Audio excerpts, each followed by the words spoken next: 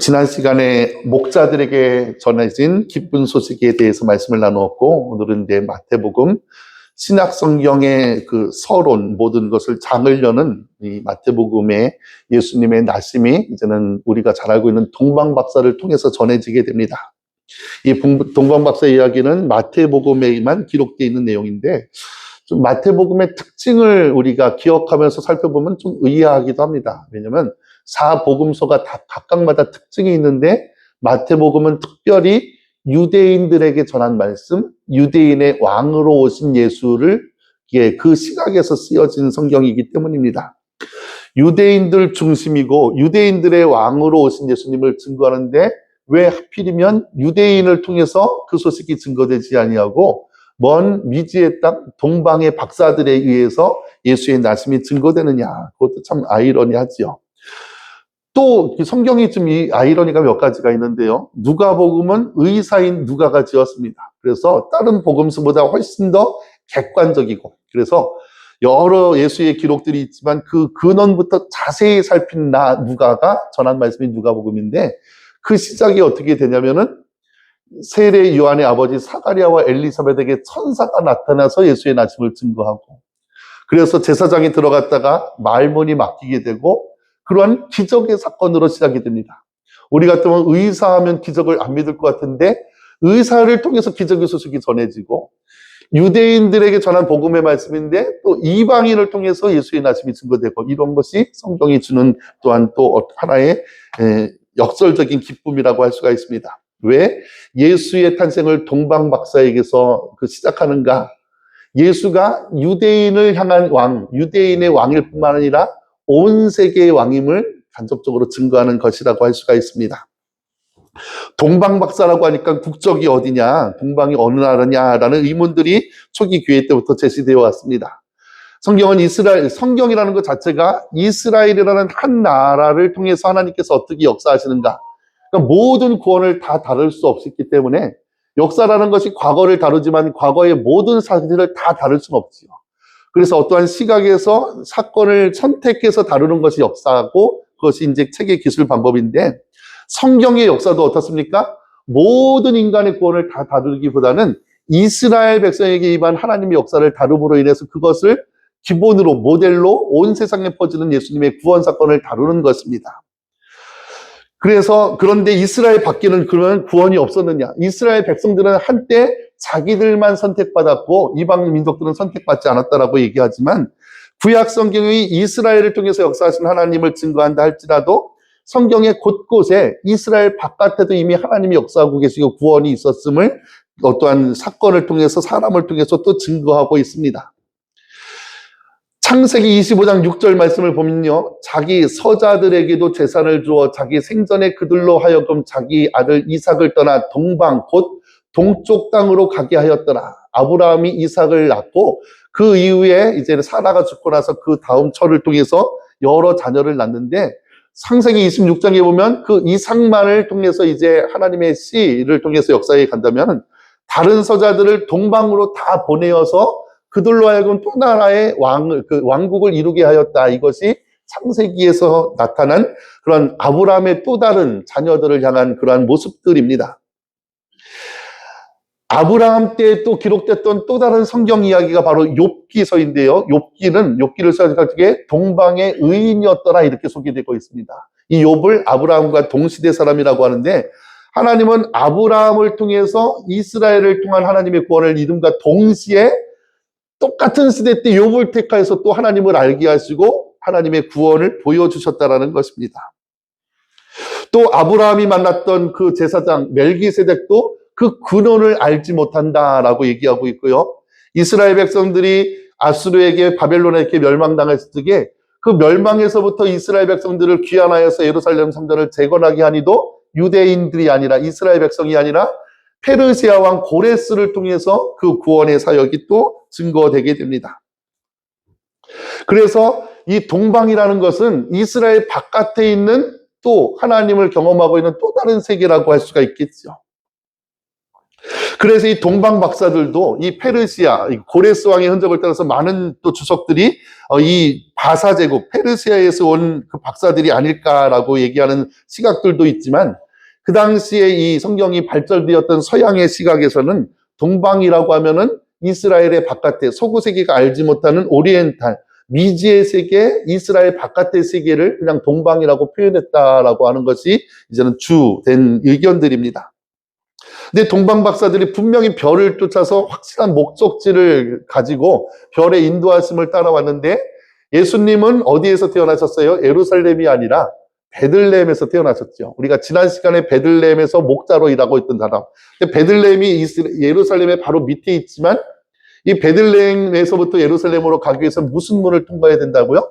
분문, 똥문이라고 하는 아주 쓰레기, 그 더러운 것들이 왔다 갔다 하는. 그래서 왕이라든지 귀족들은 그 지역을 잘 가지 않는 땅에서 목자들이 또 예수님이 그곳에서 태어나고 목자들이 그 소식을 전했습니다. 그러니까 아무리 동방 박사들이 별의 인도함을 받아서 그 세상에 왕이 태어날 것이라는 소식을 듣고 별을 따라왔지만 차마 당연히 그 예수님의 탄생이 예루살렘, 왜냐하면 가까이 있기 때문에 별이 멈춰진 곳에 그것이 예루살렘이실 거라고 생각하면서 먼저 헤로데에게 다가간 것입니다. 그러니까 설마 세상의 왕이 베들레헴에서 태어났을까? 차라리 그 왕궁이 있는 성전이 있는 예루살렘에서 태어났을 것이라 하면서 헤로데에게 먼저 들린 것입니다. 그런데 그리고 이제 그 탄생이 미가서 5장 1절 아까 그 헤롯 왕이 물었을 적에 선지자들이 얘기했던 그곳이 인용된 것인데요.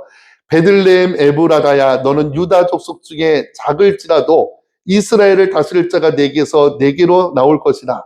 그의 근본은 상고의 영원에 있느니라 라고 하면서 유대 땅 남쪽 유다 지방에서도 가장 작은 고을이요. 그것도 그곳의 마굴간에서 태어난 온 세상의 왕이라는 것입니다. 왜 그렇습니까? 왜 하나님께서 가장 작은 곳, 가장 초라한 곳에서 태어날 수밖에 없었는가?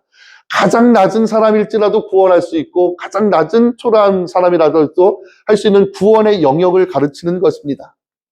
별을 따라 유대 땅으로 왔지만 동방 박사들은 그 별의 종착지가 왕의 탄생을 알리는 종착지가 당연히 예루살렘이라 생각했던 것입니다. 그런데 성경에서 말씀하신 바와 같이 그 별의 종착지는 예루살렘이 아니라 베들레헴이었습니다. 근데 먼저 이 왕궁의 그 성전의 그 소식이 먼저 전해지게 되는데 그 동방 박사로부터 메시아의 소식을 들은 그 사람들의 반응이 어떻습니까? 헤롯 왕과 온 예루살렘이 듣고 소동하는지라 이렇게 1절에 나와 있습니다. 바벨론 포로로서부터 지금 이스라엘 사람들은요, 다시 예루살렘에 오면서 성전을 짓고 다윗 시대, 솔로몬 시대의 부흥을 꿈꾸었지만 지금 바벨론에서 또 페르시아의 속국이 되고 그 다음에 헬라 제국의 속국이 되고 지금은 로마의 식민지가 되어서 살고 있는 것이 이스라엘 백성들의 모습이었습니다.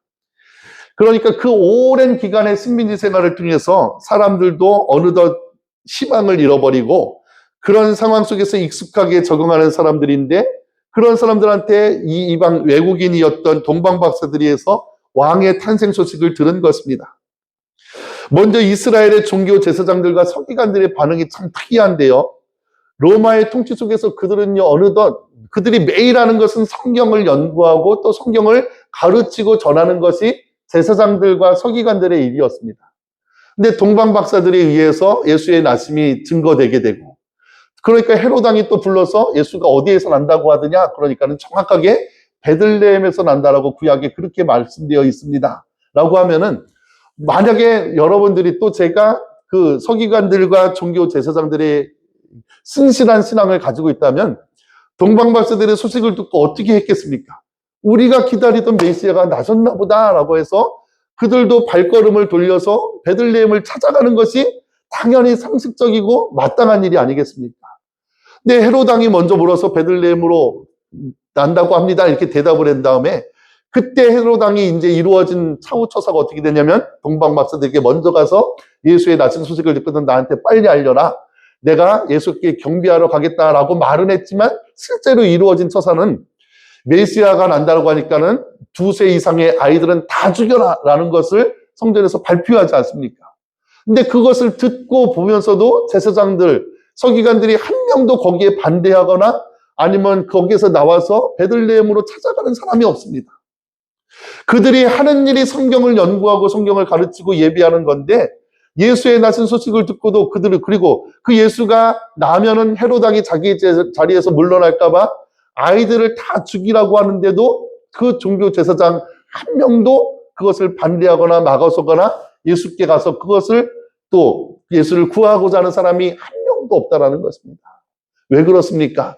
그들은 이미 로마에게 적당히 타협하여서 제사장직을 보장받고 자기 직업도 보장받고 자기 먹고 살 걱정이 없으니까는 그들에게 중요한 것은 예수의 나신이 아니라 자기 자리를 보존하는 것이 훨씬 더 중요한 일이기 때문입니다. 그러니까 그들이 하는 일이 성경을 연구하고 성경을 가르치는 것이라고 말은 하지만 정작 그들에게 중요한 것은 내 자리, 내 생명, 내 평안함이 훨씬 더 중요한 것입니다. 그러니까 예수의 나신 소식에 그들은 기뻐하지도 않고 난리 법석이 나서 어떻게 하지? 어떻게 하지? 내 자리 떠나가면 어떻게 하지? 이러고 걱정하고 있는 것입니다. 헤롯 왕은 더했죠. 그는 이스라엘 출신이 아니라 에돔 족속이라고 그랬죠. 야곱에게 팥죽 한 그릇 때문에 장자의 직분을 팔아서 끊임없이 이스라엘 백성들을 괴롭히고 아말렉 족속이 되어서 항상 우리의 정욕과 탐심으로 유혹했었던 그 에돔 족속의 출신이 바로 당시에 예루살렘을 다스리던 헤롯 왕이었습니다. 그 헤롯 왕은요, 이스라엘 백성들의 환심을 사기 위해서 솔로몬 성전보다 훨씬 더 화려한 성전을 지어가면서 자기 왕위를 보존받으려고 로마에게 굽신거려서 제사를 가지고 와서 물질을 가지고 와서 이스라엘 백성들에게 솔로몬보다 더 큰 성전 지어줄 테니까는 나에게 복종하라라고 했던 것이 헤롯 대왕이었습니다. 그는요, 이 자기 자리를 보존하기 위해서요, 자기 아내, 자기 자녀, 자기 아버지까지도 다 살해했던 정말로 극악무도했던 왕이 헤롯 대왕이었습니다. 그러니까 예수가 나신다는 소식을 듣고 겉으로는 동방박사에게 나에게도 알려주면 내가 가서 경비하겠습니다. 그렇게 했지만 자기 자리가 조금이라도 위태로울까봐 이제는 영아살해라는 끔찍한 일을 저지르고 있었던 것입니다. 모세가 났을 때 애굽의 바로 왕도, 예수가 났을 적에 예루살렘의 이 헤롯 대왕도 똑같이 그를 통해서 자기 자리가 위태로울까봐 아이들 모두를 죽이고자 했던 살인자가 되었던 것입니다.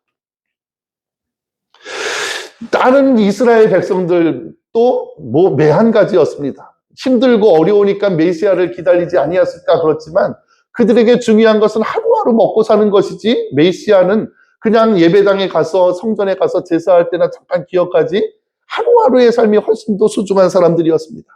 그러니까 동방박사는 먼 미지의 땅에서 별들의 이끌림을 따라서 그리고 자기들의 그 소망과 신앙을 가지고 자기 나라를 떠나서 언제가 될지 모르는 그 길을 여행해서 그것도 빈몸으로 오는 것이지 아니지 않습니까? 그 왕께 경배하기 위해서 그 무거웠던 황금과 모략과 향유를 들고 먼 길을 떠나서 오는데 그런데 정작 그 고장에 살고 있었던 그리고 성전을 지키고 있었던 그곳의 사람들은 누구도 예수의 나심을 반기지 않고 있었다는 것입니다. 얼마나 역설적입니까? 성탄은 아름다운 주님의 탄생이지만 신앙의 눈으로 보면 우리의 부끄러운 이야기요 실패에 대한 이야기일 수도 있습니다. 어느덧 성탄이 교회의 절기로수가 아니라 세상의 휴일이 되어버리고 말지 않았습니까? 우리는 이 동방박사가 가져왔던 선물을 살펴보면서도 그 의미를 통해서 예수의 나신 의미를 살펴볼 수가 있습니다. 그들이 가져왔던 세 가지 선물은 첫 번째가 황금이었습니다. 황금은요, 물론 우리에게 있어서 가장 귀한 것을 주님 앞에 드리는 예물이기도 합니다. 그런데 성경적으로 보았을 적에 황금은요, 왕을 상징하는 것이요, 또 왕에 대한 믿음, 신뢰를 상징하는 것입니다. 황금은 성경에서 곧 왕권을 의미합니다. 동방박사 중에 한 명이 아기 예수에게 이 황금을 선물로 드린 것은 예수가 나의 왕이라는 신앙의 고백과도 같은 것입니다. 어느 역사학자가 그 당시 가장 유명했던 전 세계의 왕은 알렉산더 대왕이었는데요. 이 알렉산더와 예수님을 비교했던 글이 그 BC서부터 기원 전부터 내려오고 있습니다. BC 350년경 알렉산더 대왕은 세계를 정복하고 거대한 제국을 세웠다. 그리스도와 알렉산더는 공통점을 가지고 있다. 두 사람은 젊은 날에 일을 시작하여 33세의 세상을 똑같이 마쳤다.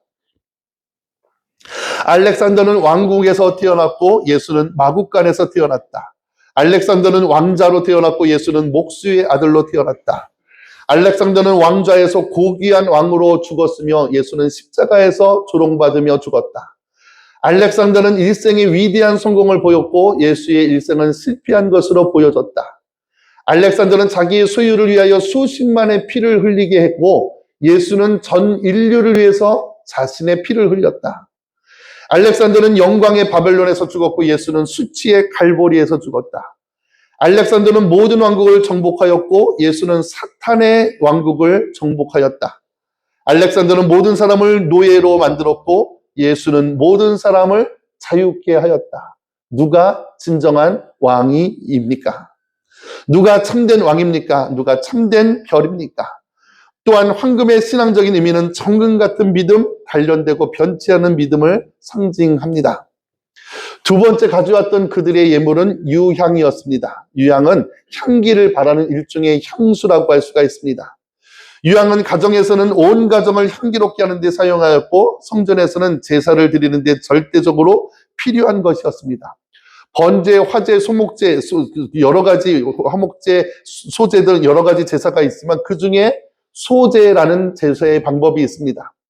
소제는 다른 모든 제사를 드리고 하나님이 그 제사를 받으셨음을 감사드리며 드리는 일종의 감사 제사였습니다. 이 모든 제사 위에 거의 소제가 드려졌는데 소제를 드릴 적에는 반드시 이 유향이 필요했습니다. 그러면서 레위기서 2장 1절 2절 말씀을 보면은요.